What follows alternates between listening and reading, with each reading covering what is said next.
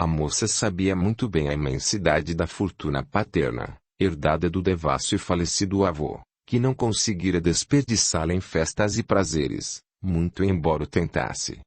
Observando a perdulária postura de Caius, seu filho assumirá bem cedo as responsabilidades nos negócios, garantindo a continuidade das rendas familiares. Com o falecimento do velho patrício, regraram-se definitivamente os gastos e, muito embora a família despendesse grandes somas em beneficência, continuava a gozar de excelente condição financeira. O jovem curado por Jesus assumira juntamente com o pai as propriedades e tudo prosperava indiscutível e sensivelmente. Em diversas ocasiões, a jovem pensou em se abrir com os genitores e pedir auxílio, porém o orgulho e a aversão aos conselhos que fatalmente adviriam sufocaram a salutar disposição. Assim, como o restante da sociedade e mesmo porque os consortes evitassem convivência mais estreita, a família ignorava a situação do desajuizado casal. Um círculo vicioso de secretas recriminações e inveja acirrada mergulhou os esposos endividados e empobrecidos em um turbilhão de pensamentos infelizes e criminosos, culminando com a tragédia. Em sórdidas maquinações com corruptas autoridades romanas de seu círculo de amizade, combinaram a denúncia dos pais, avó e irmão da jovem senhora como cristãos, perigosos e inimigos do Estado. Desse modo, significativo a parte da fortuna honestamente amealhada às gerações desviria as mãos improdutivas e criminosas. Tais conchavos eram comuns à época e se estabeleciam rapidamente e eficazmente. O casal realizou algumas visitas às vítimas, com atitudes amigáveis e amorosas, durante as quais os dois manifestaram o desejo de começar a frequentar as reuniões religiosas dos cristãos, como se subitamente houvessem-se conscientizados, indagando dias e horários das pregações. Imaginem a alegria da família. Inocentemente forneceram as informações, acreditando que a moça finalmente se rendera ao mestre. Tudo ocorreu como se planejara.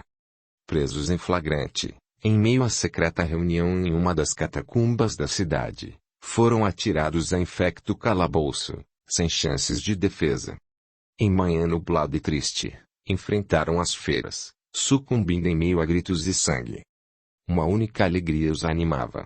Graças a Deus a filhinha amada e finalmente convertida ao Cristo não comparecerá à reunião, escapando do martírio. Como fora combinado, o casal de delatores apossou-se de relevante parte da imensa fortuna, resolvendo seus problemas financeiros. Remorsos? Nenhum. Extremamente egoístas, haviam armado uma lista de explicações e desculpas que os eximia da culpa pelo trágico desenlace, asserenando-os, atribuindo-lhes, inclusive, a conotação de dignos e confiáveis cidadãos de Roma, que não hesitaram em denunciar a própria família em favor da segurança do império. Pobres criaturas que enganavam a si próprias. Passaram toda a existência ofuscados pelo ouro e pelas imperfeições que lhes nublavam os espíritos, iludidos e falsamente felizes. Supunham estar tudo muito bem, mergulhados em uma inconsciência temporária que os impedia, dentre outras coisas, de sentir culpa e remorsos pelo terrível ato praticado contra seus familiares. Desencarnaram ainda jovens, devido a excessos de toda a ordem que comprometeram e destruíram seus corpos físicos. Da união não advieram filhos, por decisão de ambos e particularmente da moça, que se encarregava de abortar os que surgiam, receando comprometer o corpo e a liberdade. Em nome das aparências e da sociedade, o casamento se manteve durante muitos anos e o relacionamento se apresentava calmo e agradável, com plena e recíproca conivência nos desmandos e excentricidades. As reencarnações se sucederam e muitas se fizeram necessárias para que os primeiros sinais de arrependimento se manifestassem, aliados à culpa que lhes permitiria a expiação e o lento e progressivo crescimento espiritual. Iniciava-se a colheita obrigatória do que haviam semeado. Acompanhando-os amorosamente, quer do mundo espiritual, quer em encarnações comuns, a família de outrora perseverava, passo a passo, em missão de amor e renúncia, revezando-se em diferentes papéis reencarnatórios, repetindo com os obstinados, incansavelmente, as lições ainda não aprendidas. Finalmente, ei-los no Brasil. Minas Gerais, uma próspera fazenda no Triângulo Mineiro. A jovem escrava chegou, em dia de muito sol e calor. Os céus de límpido azul e as brisas perfumadas falavam de uma terra de belezas mil, celeiro de oportunidades para almas em redenção. Vinha em meio a muitos outros negros, arrancada de distantes terras africanas, amargando nos porões de um navio negreiro a saudade da família e da liberdade para sempre perdida. A nova pátria apresentava-se formosa, apesar da degradante escravidão que ainda assolava os campos verdes e férteis. Ela fechou os olhos ainda adolescentes e sonhou estar em sua terra natal, voltando o rosto para o calor do sol, escutando o cantar dos pássaros nas imensas copas das árvores. Os gritos do feitor e as correntes puxadas impiedosamente arrancaram-na do delicioso torpor. Os pulsos acorrentados sangravam e moscas haviam neles depositado seus ovos. Podia sentir as larvas corroendo a carne. A senzala assemelhava-se a enorme prisão, o cheiro forte e nauseante impregnava as roupas, o corpo. Dentro do peito, uma sensação estranha, uma dor, um medo terrível. Em terra encontraria aquele que um dia fora seu esposo na distante Roma do passado. Novamente se uniriam, à revelia das dificuldades. Teria muitos filhos, pois eram fortes e saudáveis, todos escravos, para serem negociados por seus donos, retirados de seus braços de pais amorosos, lançados ao mundo sem que jamais soubessem deles novamente. Viveria muitos e profícuos anos. Consolidar-se então, redentora jornada de amor e renúncia, pois, real afeto os unisse e se estendesse a prole, ser-lhes-ia proibido um lar estável, porquanto seus filhos seriam levados para distantes propriedades, leiloados por seus donos. Chorariam lágrimas de sangue, em terrível sofrimento, única maneira de burilarem seus espíritos revoltosos e até então insensíveis. Longa jornada existencial, cerca de 90 anos. Onde estariam os amorosos genitores da distante Roma dos Césares? Também encarnados como escravos, sujeitos a parecidas dificuldades, compartilhando com eles as agruras da senzala, o calor das plantações, amigos dedicados e companheiros de provação, os detentores das imprescindíveis palavras de ânimo e coragem, resignação e amor. Rapidamente convertidos ao cristianismo em terras brasileiras, afinal haviam conhecido Jesus pessoalmente, o romano e a costureirinha de outrora, na roupagem terrena de escravos negros, mais uma vez apresentaram ao genro e à filha de ontem o doce amigo, o Rabi da Galileia. E eles finalmente o aceitaram. Depoimento. Quando estamos encarnados, nossa percepção espiritual se restringe, somos impedidos de perfeitamente perceber e compreender os mecanismos que envolvem as contínuas e gradativas transformações necessárias à nossa evolução como espíritos imortais e perfectíveis. Presenciando os erros, especialmente os alheios, não raras vezes ponderamos que nada se aproveitou de uma encarnação. Somos apressados demais, desconsiderando que a mudança requer tempo e paciência, extrapolando os meros aspectos comportamentais, exigindo íntimo contato com sentimentos ainda imperfeitos e, na maioria das vezes, desconhecedores em sua essência. Trazemos resquícios do que nos marcou em existências anteriores, do que fomos e vivenciamos, o que, de uma maneira ou de outra, requer um trabalho individual mais acurado na área de nossas tendências e sentimentos. Restam-nos máculas que uma educação familiar adequada poderá ajudar a eliminar. Em Roma, a mocinha vaidosa e materialista, que adentrou a recepção em casa de Caius Pompilius com a finalidade de seduzir e ludibriar o jovem romano que lhe acendera no coração a chama da paixão, mal tinha noção de seu verdadeiro eu, acreditando tudo poder, descrendo da possibilidade de se machucar nos jogos de sedução, julgando simular ingenuidade e pureza quando, na realidade, bem pouco conhecia sobre si mesmo e o que aparentava ou não. O apego aos bens materiais ainda a anestesiava, sufocando o que de melhor nela havia. Felizmente, na hora da escolha, no decisivo momento, prevaleceram os sentimentos que ela se esforçava por anular. Eu fui essa moça e saí vencedora do difícil e anônimo embate. Tivesse eu sucumbido aos interesses materiais, seguramente não teria conhecido Jesus pessoalmente. A espiritualidade concedeu-me a companhia do homem amado e de mais uma filha que, muito embora houvéssemos educado com desvelo cristão, não logrou superar as tentações e falhou, acumulando débitos gravíssimos para futuras encarnações. Julgo importante salientar o papel dos pais no crescimento e evolução dos filhos que Deus lhes concedeu para que deles cuidassem e direcionassem ao progresso. Comumente rogamos por filhos perfeitos, saudáveis, belos, deixando de entender a relevância de acolher os espíritos e seus receptáculos carnais como são, recebendo em nossos amorosos braços o imperfeito, seja física, espiritualmente ou ambos, como alguém que precisa de nós, direcionando-o, lenta e progressivamente, no árduo caminho rumo à perfeição. A filha querida, que se abrigava em meu ventre ao me ajoelhar aos pés do Mestre, reergueu-se dificultosamente, cumprindo por séculos etapas evolutivas que a retiraram de instintivas faixas, rumo ao amor incondicional ensinado por Jesus. Muitas foram as quedas e recomeços até que as lições foram aprendidas. Porque muito a amávamos, estendendo o mesmo sentimento ao companheiro de deslizes, acompanhamo-los em suas trajetórias, amparando-os, aprendendo a exercitar, de nossa parte, a paciência, a renúncia, o perdão, a indulgência. Em abençoadas terras brasileiras, consolidou-se finalmente a importante etapa do longo processo de transformação das almas queridas e pudemos presenciar a real aceitação de Jesus em suas vidas. Fui mãe, Patrícia romana e mártir cristã do circo romano. Fui amiga devotada, escrava, companheira de maus tratos da senzala e das plantações, em missão de depurado amor e renúncia. Assim, todos nós evoluímos rumo à meta principal. O amor, incondicional e pleno, pairando acima dos papéis e títulos da criatura, superando o estar e se planificando no ser. Convivemos com muitas pessoas em nossas múltiplas existências, quaisquer que sejam os nossos laços de parentesco.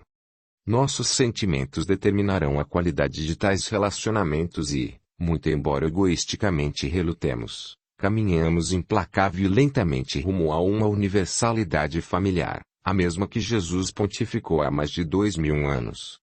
Quem é minha mãe e quem são meus irmãos? Assim, cada vez mais buscaremos dilatar os restritos conceitos de família puramente consanguínea, compreendendo que os verdadeiros afetos se firmam em bases de afinidade. Dia virá em que todos nós saberemos e sentiremos verdadeiramente irmãos, nos moldes da fraternidade exemplificada pelo Cristo. Resquícios muito significativos de orgulho e egoísmo nos entravam a trajetória, impedindo-nos de evoluir na velocidade por nós estimada, mas prosseguiremos sempre, passo a passo. Que Jesus nos abençoe e permita que trabalhemos em sua seara, apesar das nossas imperfeições. Lucília. Esmeralda, a cigana. Pedi e vos será dado. Buscai e achareis. Batei e vos será aberto. Pois todo o que pede recebe. O que busca acha e ao que bate se lhe abrirá. Quem dentre vós dará uma pedra a seu filho se este lhe pedir pão? Ou lhe dará uma cobra se este lhe pedir peixe? Ora, se vós que sois maus sabeis dar boas dádivas aos vossos filhos, quanto mais nosso Pai que está nos céus dará coisas boas aos que lhe pedem. Mateus, capítulo 7, versículos 7 a 11. Do ponto de vista moral, essas palavras de Jesus significam: pedi a luz que vos clareie o caminho e ela vos será dada. Pedi forças para resistirdes ao mal e as tereis. Pedi assistência dos bons espíritos e eles virão acompanhar-vos e, como o anjo de Tobias, vos guiarão. Pedi bons conselhos e eles não vos serão jamais recusados. Batei a nossa porta e ela se vos abrirá. Mas pedi sinceramente, com fé, confiança e fervor. Apresentai-vos com humildade. O Evangelho segundo o Espiritismo, capítulo 25. O riacho escorria por entre as pedras, semi-oculto pela exuberante vegetação. Descendo da montanha, tênue fio de água em sua nascente, recebendo outros à sua semelhança, aumentava em volume e beleza, transformando-se em pujante corrente de águas, precipitando-se das alturas em formosa cascata, transparente véu a revestir escuras pedras, na qual os arco-íris nasciam e se diluíam, em constante festa de luzes e cores. Abaixo, espraiava-se em larga bacia de cristalina limpidez, onde o azul do céu, as nuvens flutuantes e as copas das árvores se repetiam. Naquela cálida tarde de maio, em meio aos trinados de pássaros e ao sussurrar das folhas ao vento, a natureza quedava sem derradeiros reflexos. O sol se punha quando o silêncio foi quebrado por relinchos e vozes. Em poucos instantes, as margens até então desertas foram ocupadas por humanos e animais, em busca de água e repouso. Coloridas tendas armaram-se rapidamente, ao som de cantigas e risos, e nas fogueiras acesas, sobre tripés de escurecido ferro, caldeirões exalavam delicioso cheiro de cozido. Risos e conversas abafaram os sons da mata e afugentaram os animaizinhos silvestres, desacostumados de tanto alarde. A noite desceu suavemente sobre a clareira. O acampamento animou-se ainda mais, enquanto a lua, enorme círculo de luz, derramava prata sobre os caminhos e a água, imensa lâmina a lhe reproduzir o esplendor. Os últimos banhistas haviam abandonado as transparentes águas e os viajantes se assentavam para a ceia. Tempos depois, em torno de enorme fogueira que buscava afugentar o frio da noite e a escuridão, homens e mulheres se reuniam para as danças, ao som de instrumentos musicais. Seus pés moviam-se com graça e habilidade e as vestes das mulheres emprestavam cor ao cenário de sonho. De uma das tendas surgiu delgada criatura, envolta em transparentes panos ornados de tiritantes pingentes dourados, argolas e braceletes de ouro nas orelhas e pulsos, tênues cadeias de ouro nos finos tornozelos, a lhe ressaltarem os desnudos e pequeninos pés.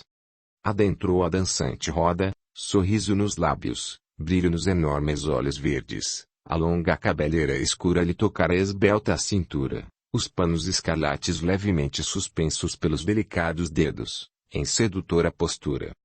Os músicos imprimiram aos instrumentos sons lastimosos, quase em surdina, como se temessem causar o desvanecimento de encantadora aparição banhada pelo luar, procurando acompanhar os movimentos do jovem corpo. Já não exerciam sua vontade limitando-se a segui-la, reproduzindo em sons aquilo que era expresso em gestos e movimentos do corpo gracioso. Os delicados pés pareciam alçar voo sobre a macia relva, ocupando todo o espaço cedido pelos demais dançarinos. Como se imersa em hipnótico transe, ela entregava-se à dança, os leves e diáfanos véus da rodada saia distendendo-se quais imensas asas trespassadas pela luz das chamas a lhe envolverem as longas e esguias pernas. A encantadora e real criatura, alheia ao mundo, aumentava gradativamente a velocidade do bailado, perdendo-se em revoluteios vertiginosos. Por fim, deixou-se ficar sobre o solo, em derradeiro movimento coreográfico, os panos escarlates em leque à sua volta. Os aplausos despertaram-na do encantamento da dança, fazendo-a retornar à realidade. Levantou-se ligeira, curvando o corpo em agradecimento, correndo para o abrigo da tenda de onde saíra, ignorando as solicitações de uns e outros para que reprisasse a performance. No interior imerso em penumbra, a moça se lançou sobre o leito de enormes almofadas, implorando mentalmente que a magia da dança continuasse a dominar um pouco mais seus excitados sentidos.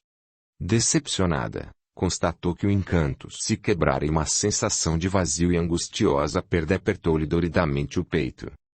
As lágrimas surgiram espontaneamente, molhando a seda dos travesseiros, acompanhadas de soluços que ela reprimiu, temendo a escutassem.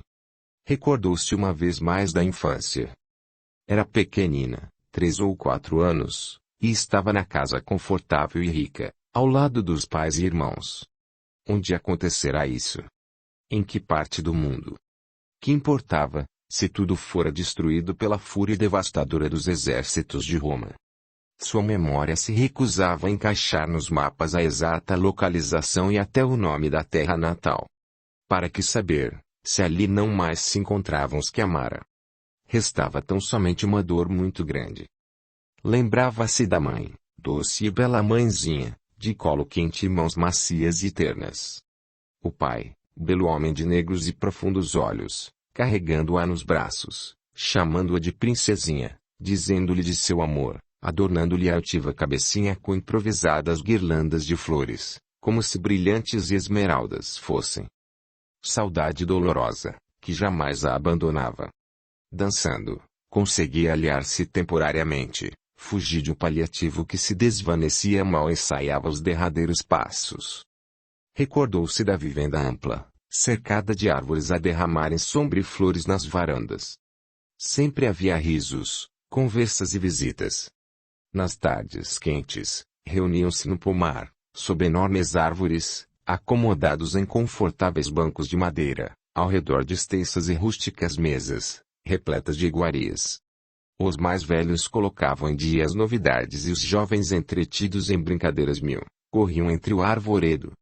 Os mais afoitos e audaciosos aventuravam-se a escalar os galhos carregados de frutos, desdenhando os oferecidos nas bachelas de prata, cobiçosos olhos nos que permaneciam nas altas ramagens, atiçando-lhes os brios. Os servos mais velhos e afeitos à família, atentos e preocupados, vigiavam-nos, aconselhando-os com a liberdade conferida pelos longos anos de dedicação e amor. Dias felizes aqueles, repletos de carinho, plenos de segurança. Segurança. Estranha e desconhecida palavra quando se é criança. Jamais imaginara que tudo pudesse ruir facilmente ou de forma tão cruel. Primeiramente, foram as conversas a meia voz entre os adultos da casa e os das propriedades vizinhas. Limitara-se a registrar impressões de receio e agressividade incomuns, protegida pela ingenuidade infantil.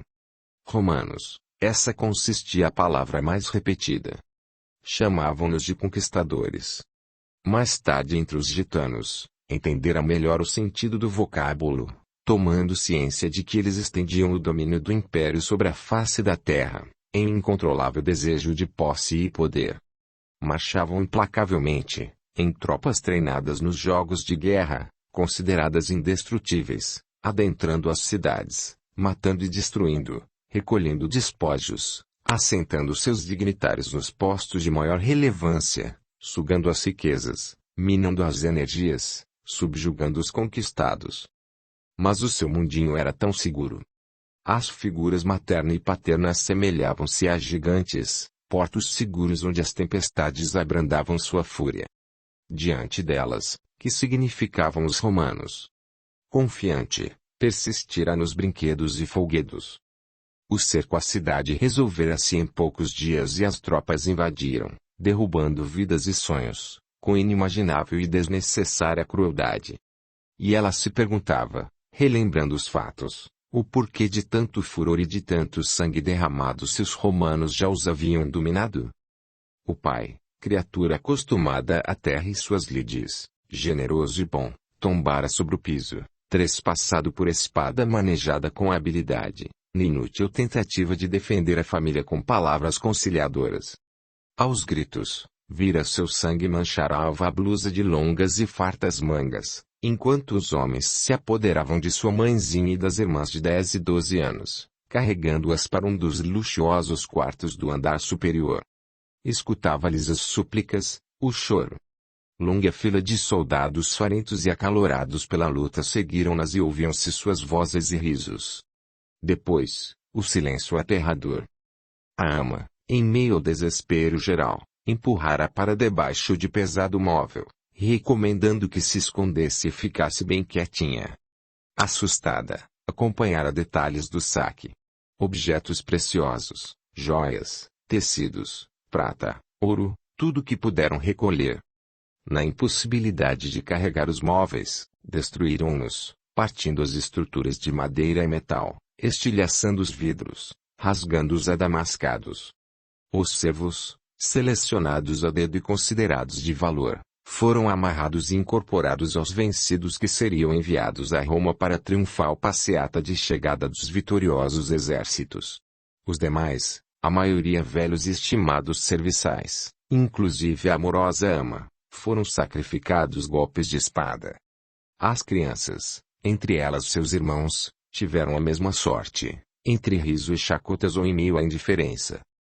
O sangue escorrera sobre o piso de impecável limpeza, orgulho de sua mãe, objeto de constante zelo das serviçais. Sob o móvel, inutilmente procurar evitar o contato do pegajoso líquido, encolhendo-se. Quantos dias ficara escondida? Ou teriam sido horas? Não saberia dizer, imersa em terror e estupefação. Calada, escancarados olhos, as vestes tintas pelo sangue dos amados, deixara de sentir fome ou frio, quedando-se imóvel, esperando. Escutara-os partir, as vozes diluindo-se ao longe, sem coragem de abandonar o esconderijo.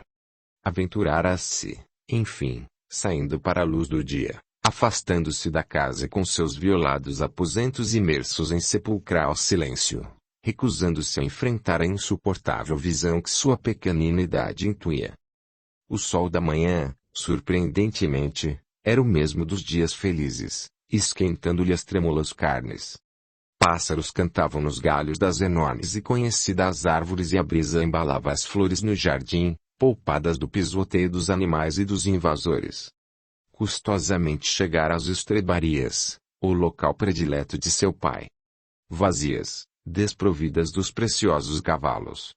A um canto, os corpos ensanguentados dos valorosos cães que haviam tentado proteger a propriedade e seus moradores. Percorrera os jardins devastados, localizando sobre um dos bancos de mármore o corpo do gatinho de estimação, amorosa e inofensiva bola de macios pelos, que se enroscava em seu colo e partilhava do seu leito, agora inerte como os demais. Revolta e dor sufocaram-na e seus gritos ecoaram na vazia propriedade rural, lamentos desesperados de alguém que enfrentava bem cedo os reveses e as maldades do mundo.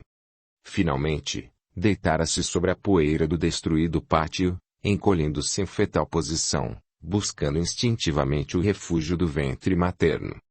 Assim os ciganos a encontraram e, julgando-a morta, carregaram-na para a enorme vala, junto aos falecidos da casa. A caravana corria o mundo, fazendo dos carroções e das tendas moradia das estradas, lar. Adentraram a arruinada propriedade, imaginando recolher algo que houvesse escapado à pilhagem romana.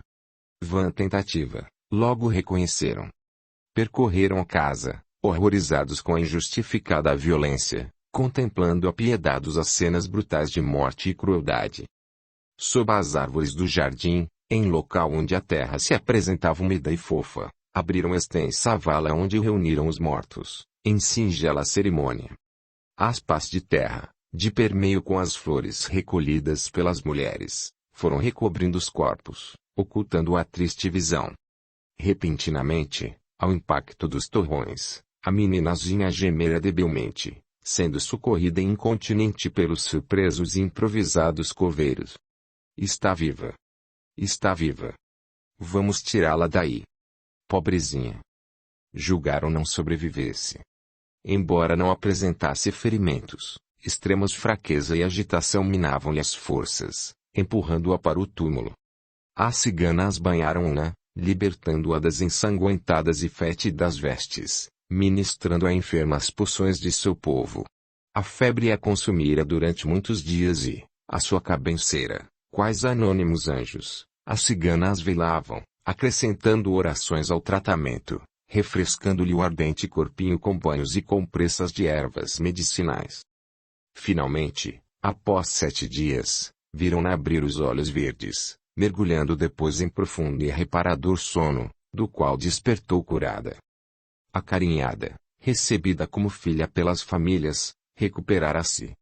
Solicitada a prestar informações sobre o ocorrido, negara-se, refugiada em obstinado silêncio. Compreendendo-lhe a dor, deixaram de importuná-la, ensejando que o tempo levasse para bem longe as torturantes recordações. Os anos passaram. Sempre viajando, a caravana de ciganos percorrera longínquas e fascinantes terras. Com eles, a menina aprendera as artes e as ciências do misterioso povo, admirado e temido, lendariamente sedutor, depositário de segredos que atraíam e amedrontavam. Bem cedo perceberam todos que a criança resgatada à morte era especial. Perguntada sobre o seu nome, uma única vez mencionou-o. Raquel. Estranhamente, recusava-se a atender pelo mesmo, como se quisesse deixar para trás o que fora até o dia do massacre. Então, chamaram-na Esmeralda, motivados pela beleza dos esplêndidos olhos da meninazinha. As mulheres ensinaram-lhe a leitura das mãos e das entranhas de animais recém-sacrificados, assim como a interpretação de presságios através da conjuntura dos astros. Então, imerso em letárgico transe, sentia-se desligado da terra, seu espírito alçado em voos por estranhos lugares. Ouvia-se falando, predizendo, mas sabia-se longe dali, em incursões por ignoradas paragens. Quem por ela falaria então? Insatisfeita com as explicações singelas das companheiras, terminara por aceitar os dons, assim como acatar as perdas do passado, desistindo de questionar as razões. Crescera em sabedoria e beleza. Encantados com a rara inteligência e sensibilidade da pequenina, os anciãos, herdeiros dos conhecimentos e ciências do nômade povo, descobriram cedo que fora destinada a projetos mais ambiciosos.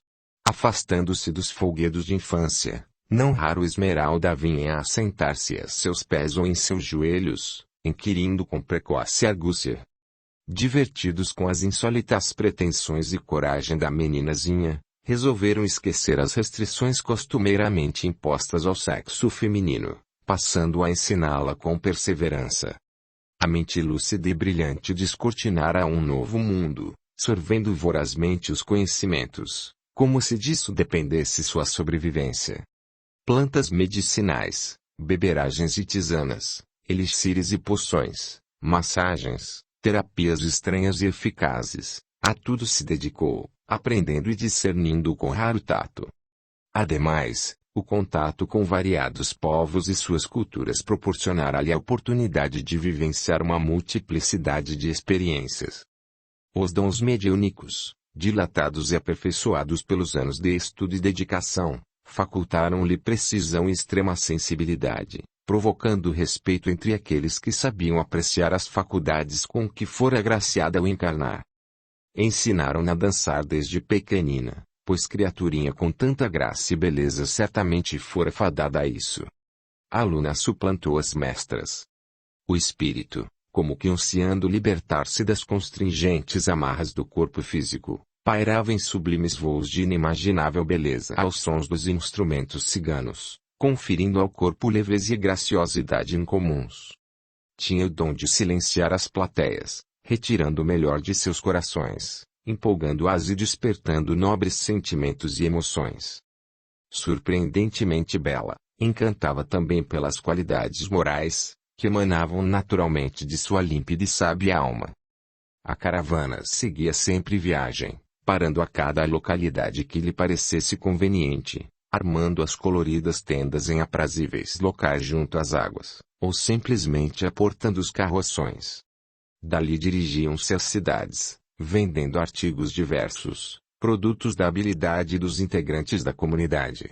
Joias exoticamente trabalhadas, panos bordados por habilidosas mãos, longos xales primorosamente tecidos, caldeirões, armas e, sobretudo, muitas ilusões. Música e dança, passado, presente e futuro, esperanças, sonhos. A infância passara a fazer parte de um tempo distante, persistentemente recalcada. Os rostos dos pais e irmãos desvaneceram-se, envoltos em brumas e saudades. Os membros da caravana tornaram-se sua família e ela se integrara de tal forma à sua nova maneira de viver que a se sentira pertencente à comunidade, ativa e participante. Amava-os, respeitando-lhes os valores e crenças, embora muitas vezes deles não compartilhasse. Em contrapartida, nunca se sentira discriminada. Sabia-se amada. Acatavam suas necessidades, e estimulavam-lhe os dons, reconhecendo-os e com eles se alegrando, proporcionando condições para que vicejassem em campo seguro e felicitador. Protegiam-na, permitindo que desse livre curso a seus anseios de conhecimento, recebendo como natural a ascendência espiritual e moral que exercia sobre o grupo. Olhando-os, dançando à luz das fogueiras, em complicados e sinuosos bailados, sentia-se grata e plena de ternura. Deitada entre as almofadas, Esmeralda retornou ao presente. Os últimos dias haviam sido particularmente difíceis. Roma. A proximidade da importante metrópole, associada à figura dos invasores do ultrajado e destruído lar, despertara emoções e conflitos que julgara extintos e superados. Assim que soubera da rota, recolhida ao silêncio, recusara-se a abrir o ferido coração aos benfeitores. Conhecendo-os, sabia que mudariam o destino da viagem, evitando-lhe sofrimentos, mas calou-se, sentindo que deveria vivenciar o confronto, submetendo-a a uma dura prova.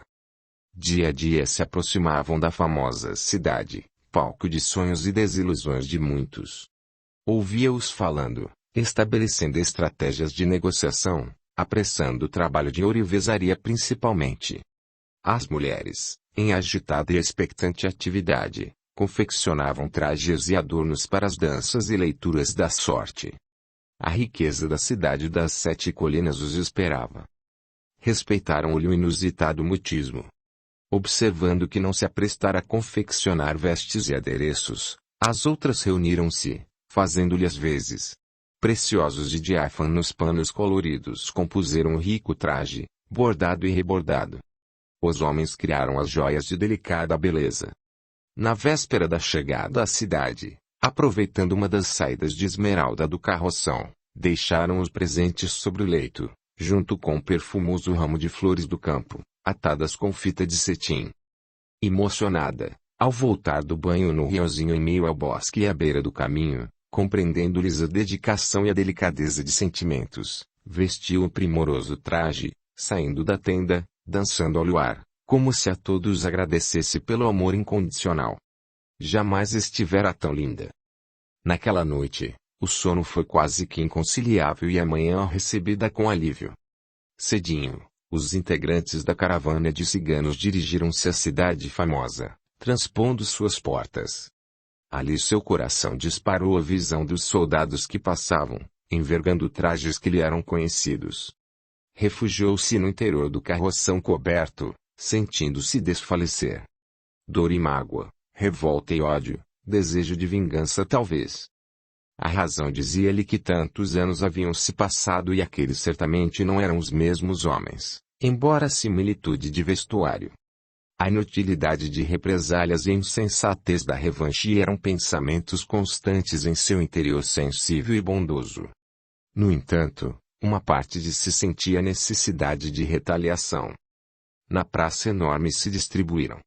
As mulheres se posicionaram para as danças e, a cada apresentação, as moedas choviam sobre os panos com os quais haviam estabelecido o improvisado palco.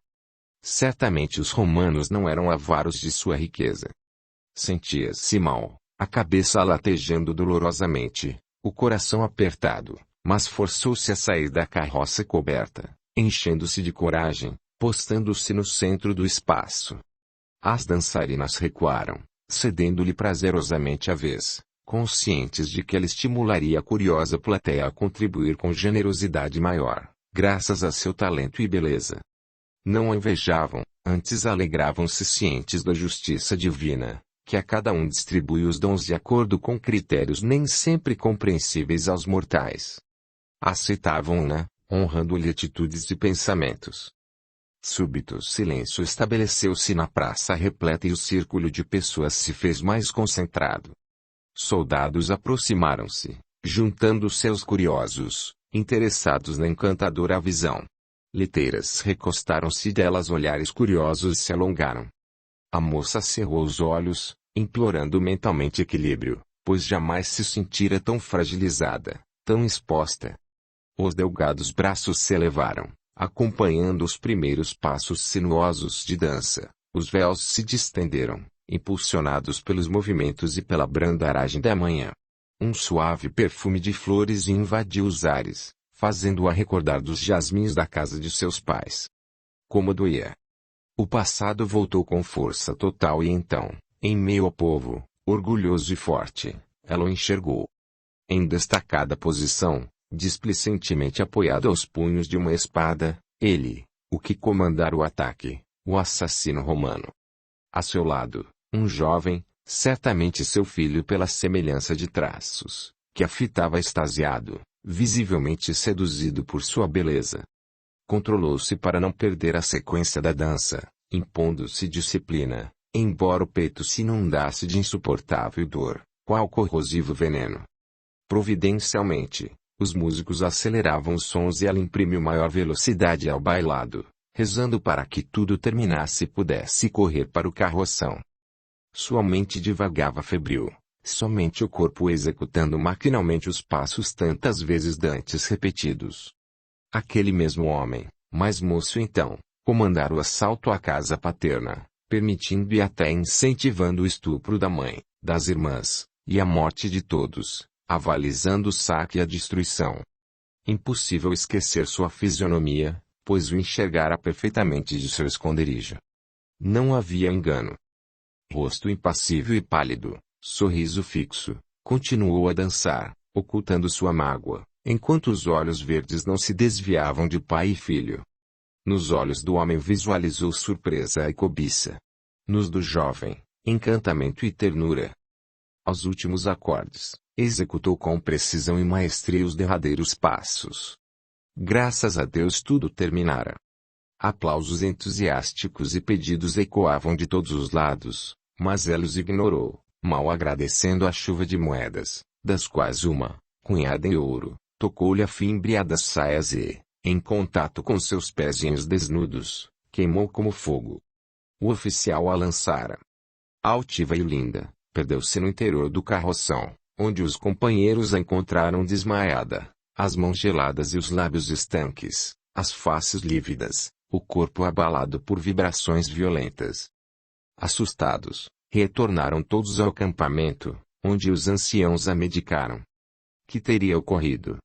Nenhum incidente desagradável sucedera durante a apresentação, afirmavam. Tudo fora bem, muito bem, a julgar pelo dinheiro arrecadado. Retornando à realidade, as lágrimas deslizaram pelas faces pálidas, em silencioso e contínuo pranto, até que forte infusão de ervas calmantes sucedeu-lhe a bênção do sono. No dia seguinte, Esmeralda aguardou o leito, indisposta e febril, permanecendo no acampamento enquanto os demais se dirigiam à cidade para os imprescindíveis negócios que lhes garantiriam a sobrevivência. Parecia-lhes vivenciar um pesadelo sem fim. No silêncio da tenda confortável, sobre as almofadas, escutando os sons da mata, uma vez mais regressou ao passado.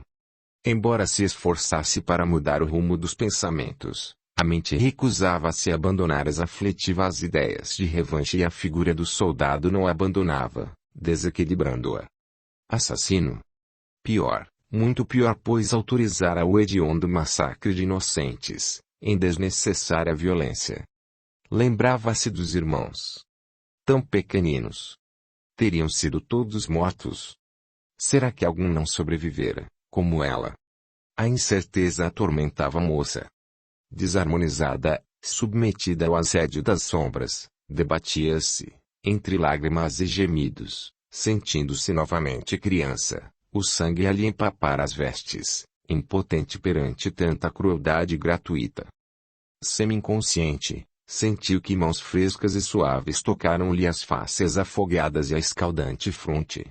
Ao mesmo tempo, braços amorosos envolveram, aconchegando-lhe a dolorida cabeça ao colo.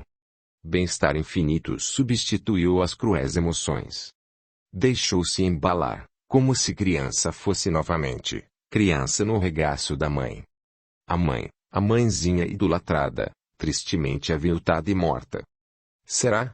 Estava sonhando, um sonho bom e lindo. Abrindo com esforço os olhos, fitou-a.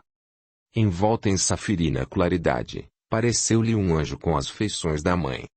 Nos cabelos escuros, presos em longas e grossas tranças, flores de impressionante beleza, desconhecidas a ela, de transparentes e alvas pétalas. Um perfume, a fragrância predileta de sua mãe, envolveu em doces e balsamizantes emanações. A angelical criatura consolava, estimulando ao perdão libertador, mencionando o nome de Jesus. Quem seria ele?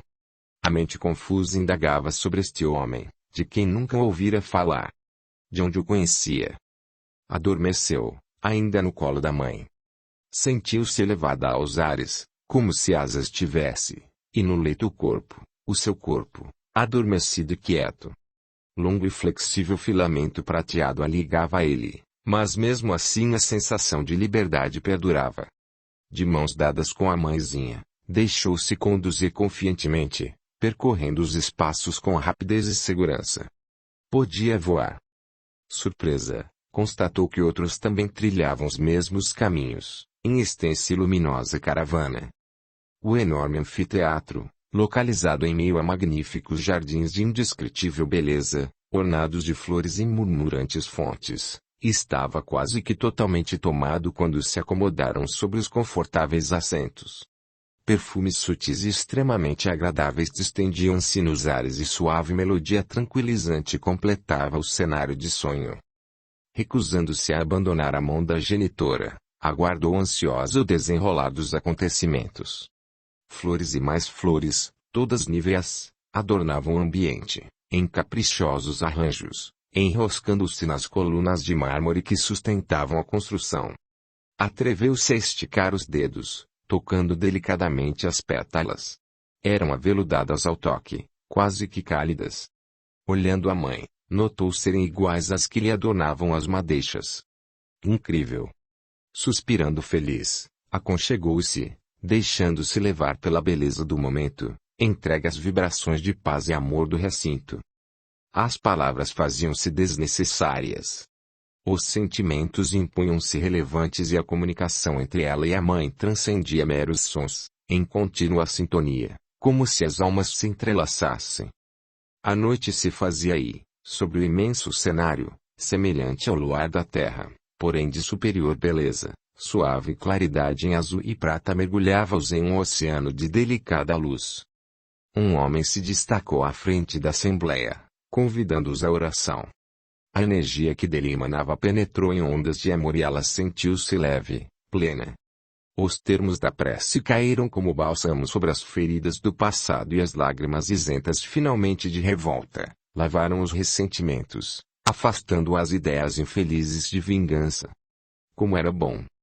Ele citava Jesus e, subitamente, o nome não era mais estranho aos seus ouvidos. Como pudera esquecer, enveredar nas dores do mundo, aliar-se às reais finalidades de sua experiência encarnatória? Como pudera olvidar a doce figura do Mestre amado, ignorar a árdua e redentora tarefa a que se dispusera antes de reencarnar em cenário terreno? A voz da veneranda criatura ecoava pelo imenso recinto, ocupado por encarnados e desencarnados, estes em inequívoca tarefa de assessoramento e auxílio àqueles.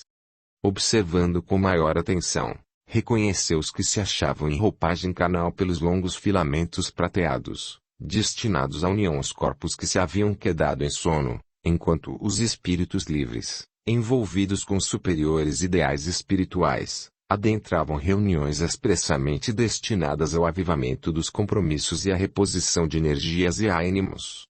A espiritualidade maior reconhecia as injunções da carne, couraça a lhes envolver os espíritos, enfraquecendo os objetivos, limitando as ações e, muitas vezes anestesiando novos propósitos, reduzindo-os à mediocridade da matéria. Ao lado dos trabalhadores na seara do Mestre, espíritos dedicados ao bem, em laços profundos de amor, imbuídos das ideias e posicionamentos do divino emissário, acompanhava-nos, amparando e protegendo. Desviando os olhos da atenta plateia, Esmeralda concentrou-os no instrutor, que prosseguia. Prezados irmãos em Cristo, a paz do Mestre esteja convosco. Mais uma vez nos reunimos, confiantes no trabalho a ser desempenhado sobre a crosta terrestre, sabendo o importante e necessário a evolução do planeta. Nosso Mestre, neste instante, percorre as trilhas da Galileia, levando sua doutrina de amor e libertação. Os esquecidos da sorte, os deserdados do mundo, os sofredores, os excluídos, todos estão sob o efeito de sua trajetória luminosa. A par destes, espíritos encarnados em condições evolutivas mais adiantadas, com maior entendimento das lições de Jesus, preparam-se para quando o Mestre retornar à pátria espiritual. Então, iniciar-se-á a missão deles sobre a terra. Por enquanto, Jesus percorre os caminhos, curando almas e corpos, ensinando.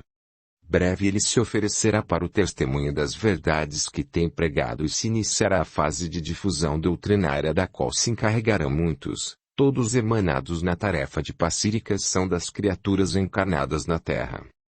Todos vós estareis brevemente, se isso já não aconteceu, em contato com o divino missionário do amor.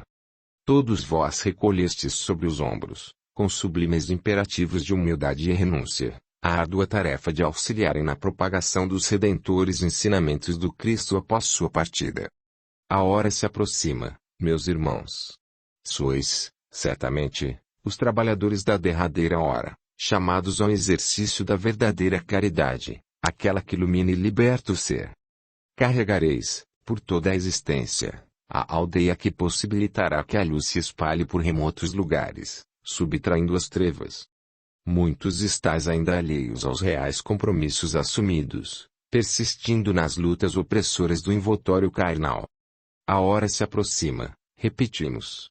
Revivemos, uma vez mais, as diretrizes sublimes, reponhamos as energias, plantemos em firme solo nossos pés, edificando o seguro edifício de nossas crenças e valores renovados à luz da Boa Nova. Sabemos que muitos sob a couraça entorpecedora do veículo carnal, preferirão os momentaneamente prazerosos envolvimentos da matéria, afastando-se dos propósitos redentores. Respeitamos os posicionamentos e as condições evolutivas de cada um, embora saibamos que tais atitudes resultarão em séculos de atraso evolutivo, provocando inevitáveis sofrimentos futuros, frutos das opções inadequadas de cada um. Apesar da bondade do Pai. A cada um de vós, o livre-arbítrio. Quando retornardes ao receptáculo carnal, recorda-vos-eis vagamente deste encontro e estareis mais susceptíveis à orientação superior, cabendo-vos analisar e acatar ou rechaçar as instruções advindas da espiritualidade. Ainda uma vez, o livre-arbítrio. Aquilo que comumente classificais como acaso será sabiamente acionado, provocando o surgimento de conjunturas necessárias ao estabelecimento de premissas para tarefas próximas e de suma importância. Assim, saibamos entregar-nos ao Mestre plenamente, de corpo e alma, colocando nossas vidas e nosso trabalho em suas mãos.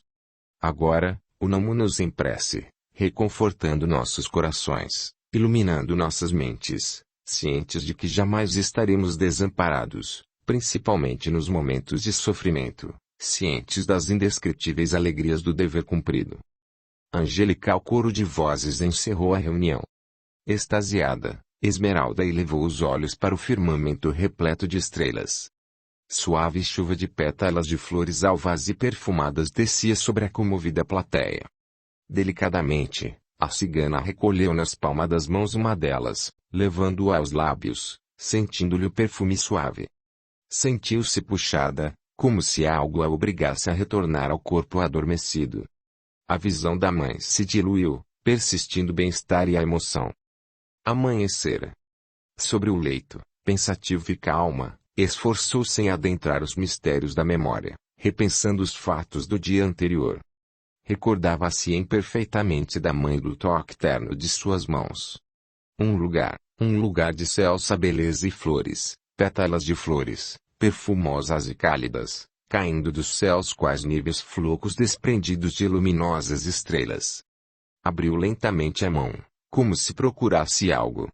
Pequenina pétala branca, ainda fresca e cheirosa, deslizou para os lençóis. Alguém lhe trouxera flores durante o delírio febril, pensou. Tocando as faces, compreendeu que a febre havia passado.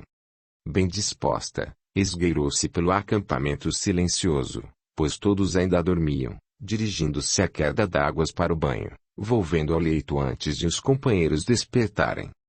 Uniu-se ao grupo para o desjejum, resoluta e sorridente, decidida a enfrentar os fantasmas do passado. Sentia-se maravilhosamente em paz após os longos anos de ansiedade e a expectativa de importante acontecimento assaltava como algo bom.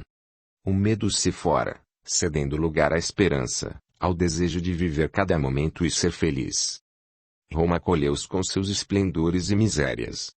A moça olhou a cidade com renovados olhos, as pessoas assumindo novos aspectos de importância.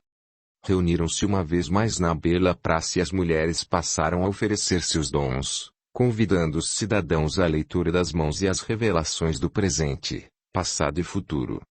Em transe, a jovem percorria com delicados dedos as palmas estendidas e suas palavras provocavam espanto e admiração. Naquela manhã, acrescentava à consulta incomuns e interessantes conotações, conselhos que denotavam serem superiores demais para sua juventude. Suave luminosidade parecia envolvê-la e sua beleza resplandecia. Fortman colocou-se entre as suas. Apavorada, constatou-a lavada em sangue. As gotas rubras escorriam por entre os dedos do homem e manchavam seus vestidos coloridos e rodados. Sequer precisou fitá-lo. Era ele, o assassino de sua família. Sentiu-se tonta, a cabeça girando, os sentidos abandonando-a, as pernas fracas, o corpo resvalando suavemente para a poeira do solo. Braços fortes e ansiosos resgataram-na, tomando-o ao colo, ajeitando-a cuidadosamente em luxuosa liteira, aproximando-lhe dos lábios reconfortante taça de vinho. Sentia-se imerso em letárgico torpor. Intentando fugir, correr, reconhecia-se impossibilitada de fazê-lo, o corpo recusando-se a obedecer às ordens da mente, paralisado. Vislumbrava os traços preocupados do mesmo jovem que acompanhava o oficial romano por ocasião da dança, percebia-o aflito, preocupado.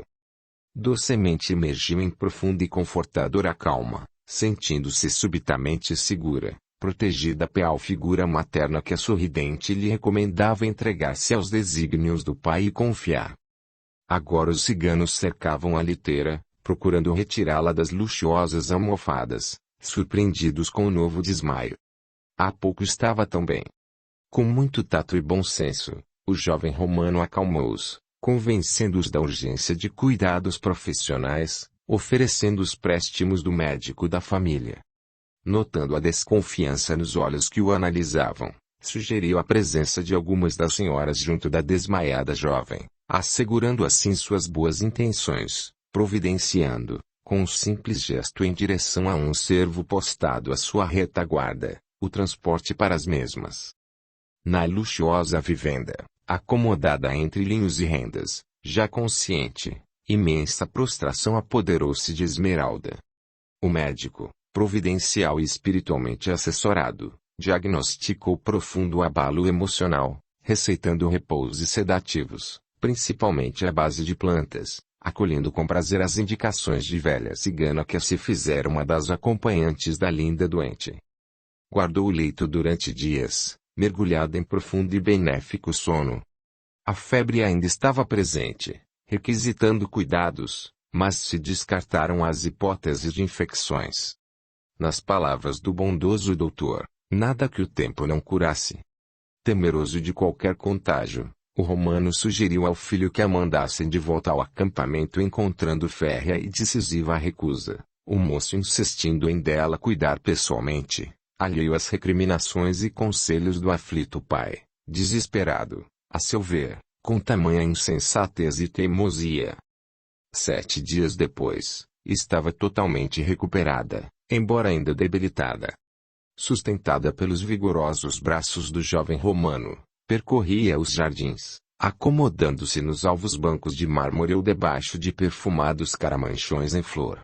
Os amigos ciganos vinham ver-lhe diariamente, preocupados com sua saúde e saudosos, ansiando em levá-la para o acampamento. Das mulheres, somente uma, precisamente a velha cigana, permanecerá na vivenda para dela zelar. Lúcio negava-se a aceitar que Esmeralda se fosse, protestando a necessidade de mais consultas médicas, de acompanhamento, de maior conforto. Observando a protegida se calava, os ciganos aguardavam que se pronunciasse. Para espanto de todos, ela parecia conivente com a situação, aceitando a proteção do belo moço. Constando-a bem, aparentemente feliz, e também porque a grande e rica cidade lhes fornecesse campo fértil de trabalho, resolveram adiar a partida. Os meses foram se arrastando. Para alívio de Esmeralda, o dono da casa estava constantemente ausente, em campanha pelas numerosas regiões que integravam o vasto Império Romano. Livre da sua angustiante presença, a gentileza de Lúcio e suas demonstrações de amor conquistaram-lhe o coração. Primeiramente apavorou-se por ser ele filho do assassino de sua família, do romano que comandara um massacre injustificável. Como pudera tal fera gerar criatura tão diferente, com sentimentos completamente diversos? O jovem era benevolente, calmo, carinhoso, justo. Estava apaixonada. Uma voz íntima lhe recomendava perdoar e esquecer os fatos dolorosos. Repentina mudança acelerou os acontecimentos. Honrosa promoção destinou o rapaz à prestação de serviços na distante Judéia, irredutível nação conquistada pelos exércitos, cenário de muitas riquezas e rebeldia. Refutando a separação iminente, o moço contatou o pai em distantes terras, informando-o de sua decisão de desposar a linda cigana, convencendo o hesitante genitor a aceitar as núpcias com a misteriosa e obscura jovem, insistindo que outra não aceitaria como consorte. Embora almejando partido de maior destaque social e financeiro, o orgulhoso romano cedeu às exigências do persistente filho ou lhe constataram inflexibilidade. Que fazer? Aquele era seu único filho e nada lhe conseguia negar. Em missiva entregue por veloz mensageiro, registrava: Casai-vos, já que não me ouvis as justas considerações. Além do mais, sempre poderemos afastá-la de nossas vidas, alegando como motivo seu passado obscuro, sua origem desconhecida. Quereis? Diverti-vos, pois. Fecharei meus olhos para tamanha doidice. E encerrava a mensagem acrescentando: Cansar-vos-eis e então resolverei a questão de meu jeito. Lúcio destruiu o pergaminho que percorrera extensos caminhos, queimando-o, cuidando para que Esmeralda dele não soubesse. Não a queria triste. Ademais, embora amasse o pai, não compartilhava de suas ideias. Realizaram-se os esponsais de forma discreta, obedecendo aos desejos do par, ansioso em se furtar a olhares e julgamentos. Pela distância e pelo preconceito, o orgulhoso romano não compareceu à cerimônia.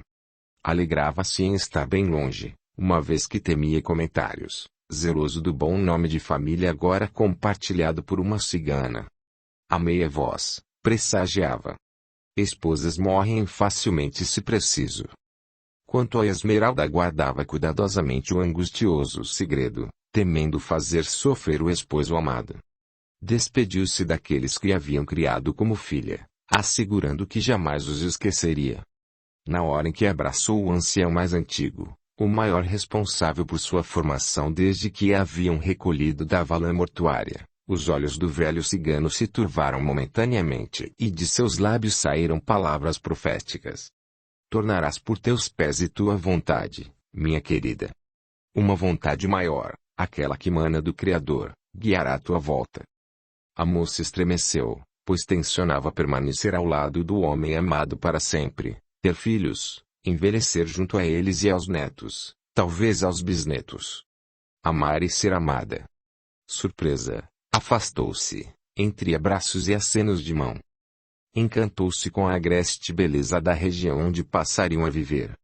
Sua alma, que já passara pelas dificuldades da conquista violenta, conhecendo o poder avassalador e cruel dos romanos, entendeu as dores do povo dominado.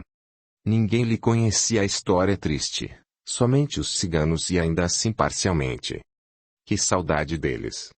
Quanta gratidão! Guardar o primoroso traje com que haviam presenteado, o que usara em sua última dança, juntamente com os adereços, sentindo que um dia talvez ainda pudesse usá-los. Recriminava-se daqueles pensamentos, pois conhecia seus deveres como esposa de um promissor e jovem oficial de Roma, detentor de títulos e enorme fortuna. A ela caberia acompanhá-lo sempre, acatando e respeitando os costumes romanos. Além do mais, amava-o. Muito fizera ele, denotando rara fortaleza de alma e nobreza de sentimentos, ignorando-lhe a obscura origem, amando-a acima dos interesses e preconceitos de uma sociedade materialista. Cabia-lhe honrá-lo, estabelecendo um lar com filhos, seguro porto onde ele se recuperaria dos embates da vida pública. Sentia-se feliz, imensamente feliz ao lado do homem amado e não entendia a estranha sensação de perda que afligia às vezes. Provavelmente estava se deixando influenciar pelo que ouvira na hora da despedida. Naquela manhã ensolarada e fresca, decidira realizar algumas visitas sociais de praxe, de conformidade com os impositivos decorrentes do cargo exercido pelo consorte. Conquanto não as apreciasse particularmente, cumpria-lhe desempenhar seus deveres com boa vontade, preparando o espírito para o que adviria, fúteis conversações e interesses, estimando poder repassar àquelas senhoras algo de nobre e útil. Contemplou-se na polida superfície em que se espelhava, constatando que sua imagem sugeria beleza e luxo. Lindo vestido aquele, em suaves tons de água, refletindo a cor de seus imensos olhos claros. Quando imaginaria se vestir de seda e se adornar com preciosas gemas? Dispensou as prestativas servas com delicado gesto da afilada mão, acomodando-se em confortável triclínio, permitindo que o pensamento vagasse. O passado jaz morto, enterrado. Finalmente acredito haver suplantado a tragédia. Amo, sou amada, possuo tudo o que o dinheiro e o poder podem proporcionar a uma mulher em termos materiais. Por que então esta sensação de vazio, de ausência de plenitude?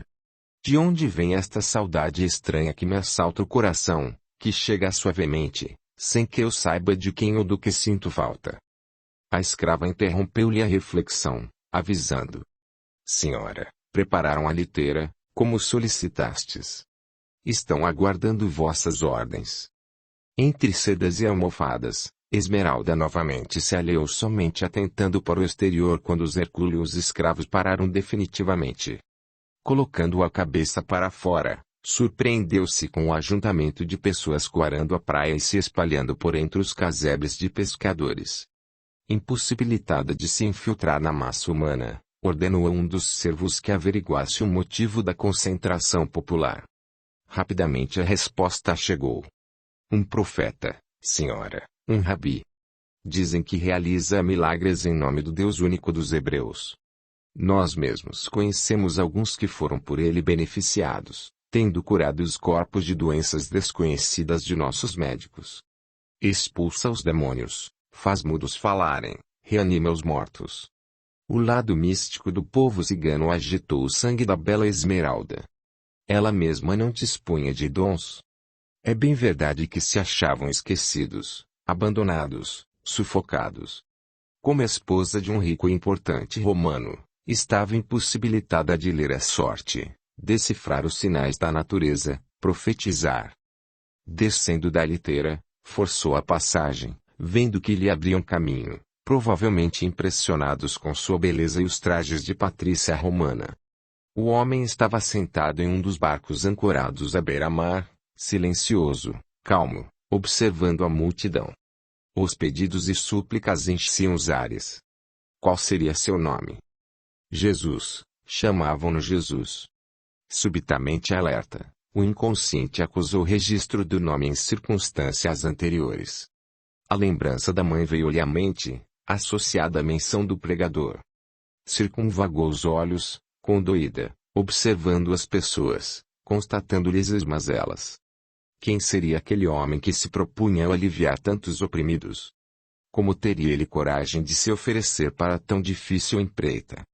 Crianças enfermas, cegos, aleijados, velhos cobertos de chagas e decrépitos, infelizes amparados em muletas, alienados mentais e muito mais.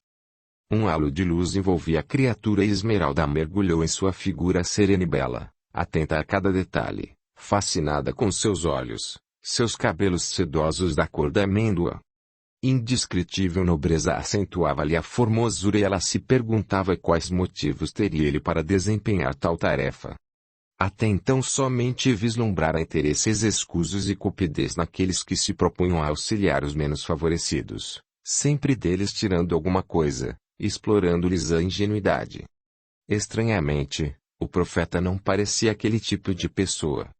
Suas palavras diziam de um amor a que a humanidade não estava acostumada, falavam de uma vida futura. Teria o desconhecido exata noção dos perigos que enfrentaria, contrariando as ideias da época, ousando revelar o amor como solução para todos os problemas e necessidades do ser. Temeu por ele. Coração apertado, concentrou-se em suas falas, elas semelharam-se a cristalino jorro de verdades, carregando para bem longe e ultrapassados conceitos, afastando temores. Mencionava um reino de outro mundo. E que mundo? Amor e paz, perdão aos inimigos, esquecimento de ofensas. Já ouvira isso antes? No entanto, pela primeira vez o encontrava. Onde já ouvira isso? Certamente em outro lugar, talvez nessa outra dimensão por ele mencionada. Repentinamente, em meio à multidão silenciosa, o passado retornou com força total. Novamente criança, debaixo do móvel, o massacre, a destruição de tudo o que lhe era caro, a mágoa que persistia em seu coração. Casara com o filho do assassino, o responsável maior por tudo. Estaria fazendo certo ou simplesmente cedendo egoisticamente aos anseios de seu corpo, de sua alma? Percebeu então que nada estava realmente resolvido dentro de si, somente recalcado, aguardando que algo maior ocasionasse uma catarse. Nos olhos claros de Jesus encontrou os caminhos e trilhas do perdão incondicional. Como retirar a ele dos processos os espíritos impuros, auxiliando-o a expurgar os derradeiros venenos da mágoa e do ressentimento, abrindo caminho para a missão que lhe iluminaria os dias. Naquele instante, aos pés do mestre, uma visão. Esmeralda, a cigana, envolta nos trajes da gente que a acolhera como filha amada, levando as palavras de Jesus, o Senhor de sua alma, às mais distantes paragens. Como? Não o sabia. Foram horas de encantamento. Escutando-o, reviu-se no mundo espiritual, preparando-se para a tarefa de renúncia e amor. Audiolivro realizado pelo canal Surya Chand Audiobook. Entardecia quando retornou a casa, encontrando o jovem esposo extremamente preocupado com seu sumiço e demora, intentando reunir tropas para procurar. Nada lhe contou, ainda não era hora, sentia-o. Haveria um momento exato em que o mestre dele se aproximaria, através de suas palavras provavelmente, e ele se daria conta da verdade. Talvez ele já o conhecesse, à semelhança do que com ela sucedera. Afinal, apesar de romano e politeísta, suas atitudes condiziam com os ensinamentos do mestre sem dúvida. Coração totalmente liberto das dores do passado, amou ainda mais, como se o encontro com o divino Rabi lhe tivesse proporcionado amplitude de visão e sentimentos. Dias depois o sogro, em viagem àquelas paragens, adentrou a casa confortável e rica. Fitando-o, envelhecido e rude, apiedou-se, compreendendo a infância daquela alma atada ao materialismo. Jesus jamais estivera tão perto e presente em sua existência. Acomodou ao quebrado oficial nos melhores aposentos, acompanhando com ternura, escutando-lhe as falas eivadas de episódios de posse e conquista, sangue e destruição, completamente vazias de entendimento. Ouvindo, conheceu-lhe os ainda sombrios caminhos da alma. Pobre criatura, pesadamente atada às necessidades da matéria, alheia aos sublimes voos do espírito, somente se interessando por poder, riqueza, posição social, opinião dos outros. Prisioneiro das ilusões mundanas, subjugado pelas atrocidades que cometera e aprovara, sequer se apercebia de sua real condição. À noite, ainda que seus aposentos guardassem relativa distância dos dele, escutava-lhe os pesadelos, extravasados em discussões, gritos e gemidos. Observava-o bebendo até altas horas, buscando anestesiar o corpo e a mente com os vapores etílicos, para então, apoiado aos serviçais, deixar-se conduzir até ao leito, onde desabava, naufragando na inconsciência. Em uma das vezes, assustados com o terror manifesto nos brados que partiam do quarto, os esposos adentraram o recinto, intentando despertá-lo. Ela enxergou então as companhias espirituais que o assediavam, sedentas de vingança, as vítimas de sua ferocidade em nome da supremacia do Império Romano. Eram tantas. Compadecida, tratara de se acomodar em uma das poltronas, gentilmente dispensando o envergonhado e inexperiente companheiro, entregando-se à oração, suplicando ao mestre e aos benfeitores espirituais que amparassem os sofredores que ali estavam, em ciranda de dores, sob o domínio das ideias de vingança. Como que por milagre, o aposento se enchera de claras criaturas. Dentre elas, a mãe, sua mãezinha. Cercaram o leito em que o sogro se debatia como se 1000 chicotes o fustigassem e, sem que os envolvidos no drama obsessivo percebessem, iniciaram o trabalho de emissão de fluidos calmantes, conseguindo acerenar a todos. Depois, foram-se, somente restando aos pés do leito a mãe, com uma auréola de luz, a destra ainda estendida sobre o alcoizado corpo, em vibrações socorristas. 3 anos decorreram. A doença encarregou-se de prender ao leito o indomável conquistador romano. O corpo outrora musculoso e altaneiro abriu-se em chagas pestilentas, pútridas úlceras que lhe rompiam as carnes e nunca cicatrizavam, apesar dos cuidados médicos de toda a ordem. Os amigos afastaram-se, os servos evitavam a designação de dele cuidar, de longe se sentia o odor. Além do filho, 2 criaturas o acompanharam na hora da expiação, plenas de amor e reconforto.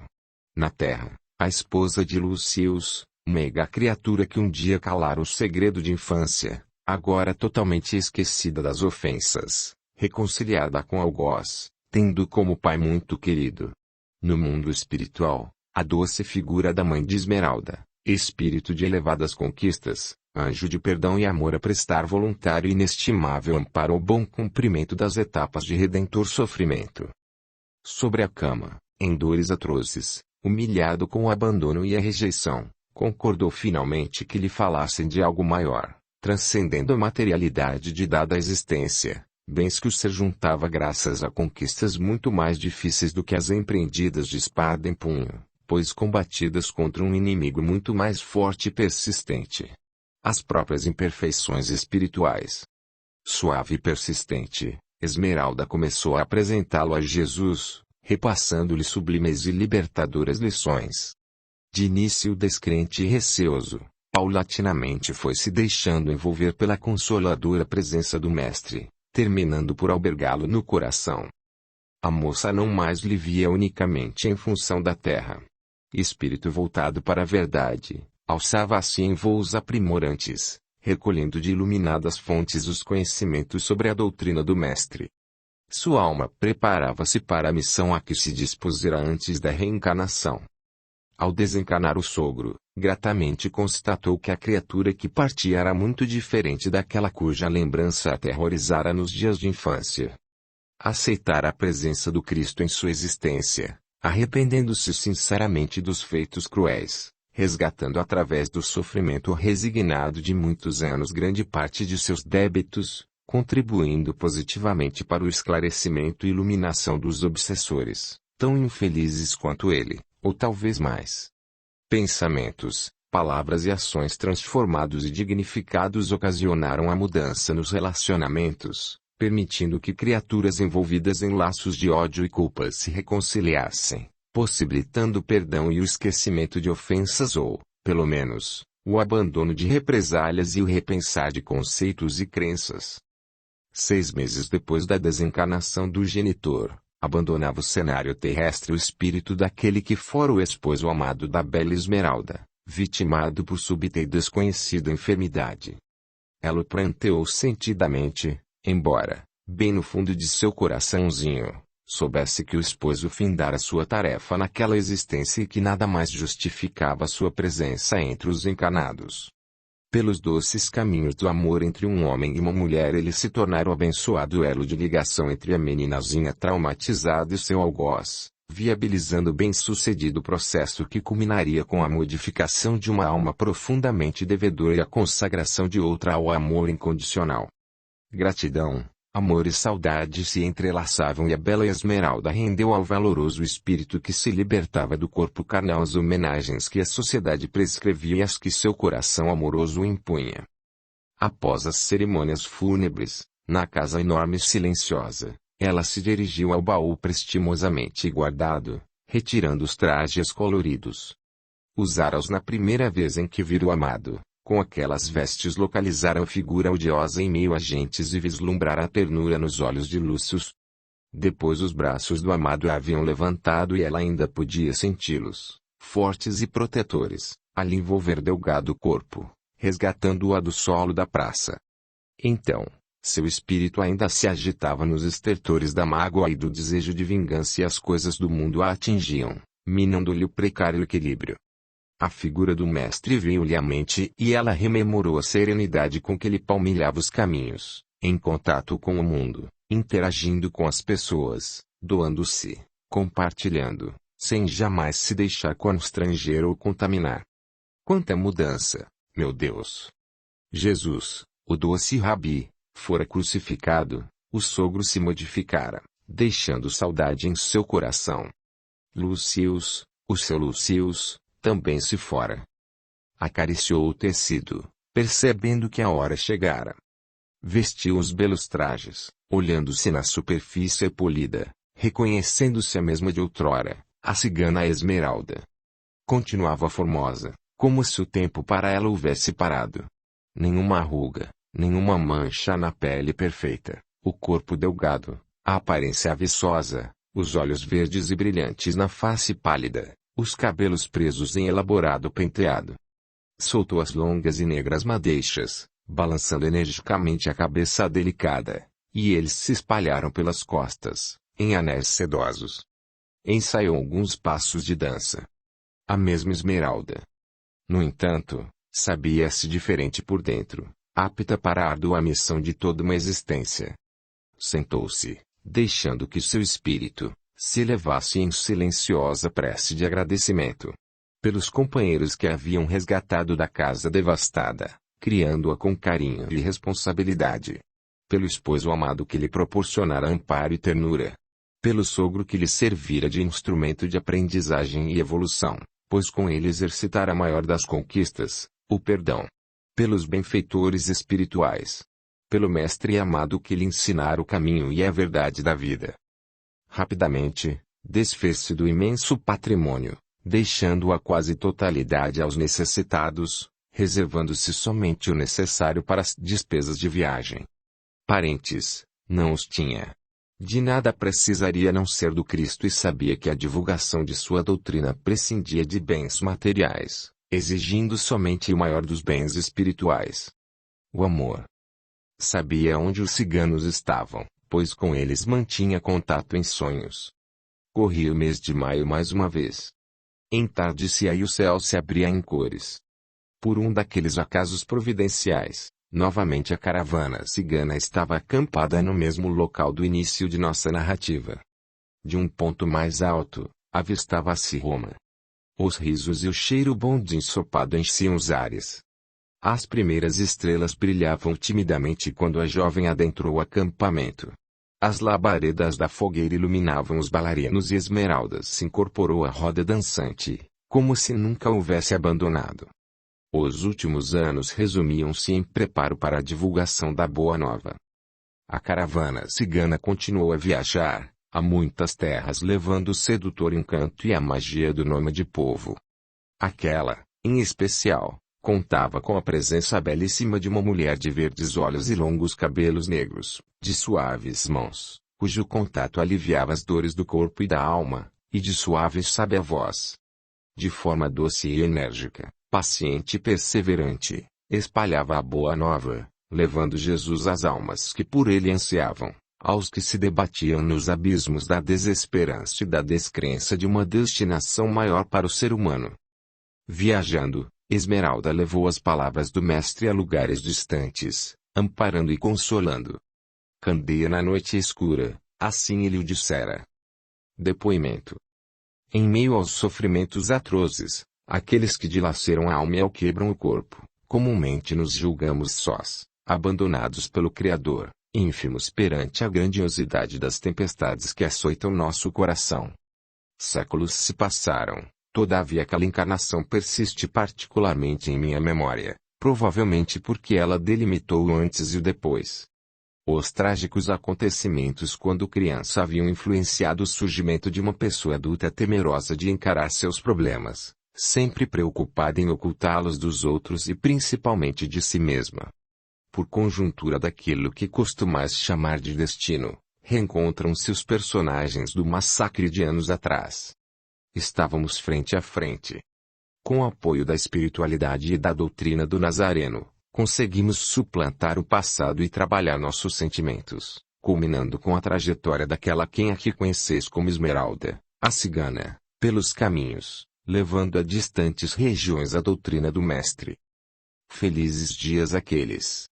O liberta dos apegos da matéria, permiti-me amar sem esperar retorno, espalhando aos quatro ventos a palavra de Jesus, clareando mentes e dulcificando corações.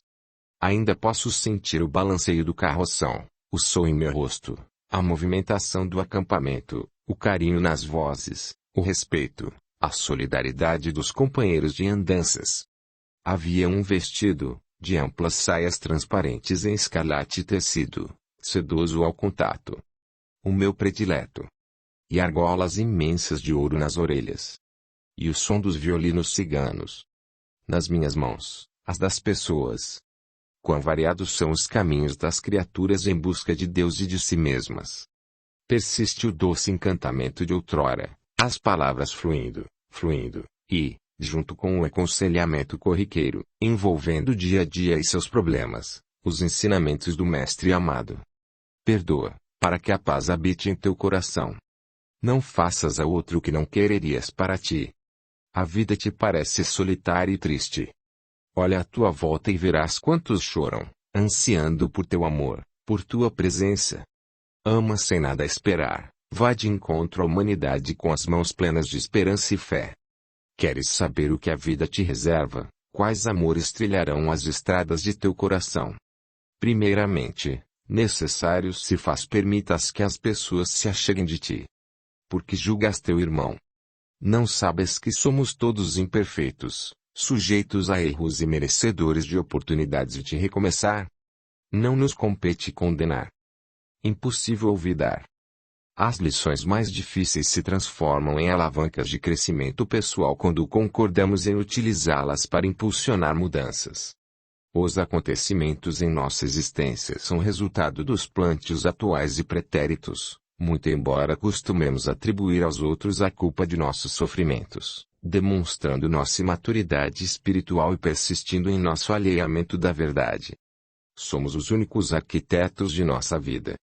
Somente nós podemos mudar o traçado de nossa casa mental e o fazemos de acordo com o nosso acervo de conquistas espirituais. A cada um segundo suas obras.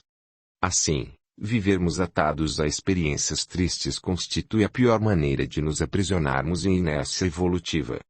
Aquele romano, o responsável pelo massacre dos meus, acabou se transformando em meu benfeitor, na medida em que serviu de instrumento a inadiáveis transformações.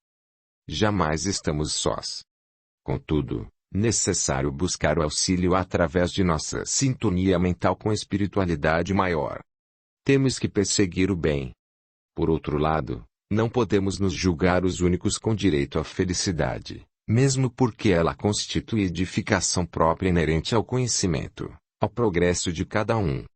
A conquista de tudo isso implica que saiamos da inércia e do acomodamento, indo de encontro à humanidade. Impossível crescer sozinho, deixando para trás os outros, pois certamente chegará o momento em que teremos que retornar e lhes estender a mão. Então seremos luzes, não importa quão grande seja o nosso brilho. É imprescindível que estejamos ligados aos planos espirituais mais elevados através de nossas orações, pensamentos e atos, deles extraindo forças para nossas tarefas sobre a terra. O homem costuma outorgar a Deus a responsabilidade de construção de seu destino, olvidando a importante e maior parcela que lhe cabe, como criança esperar que o pai faça as suas tarefas de escola. Se fecharmos nossos ouvidos às verdades, cegarmos nossos olhos, atarmos nossos pés e mãos e calarmos nossa voz, como o Mestre Jesus poderá chegar até nós. Em vão por ele esperaremos, sem perceber sua mensagem de amor espalhada pelo universo.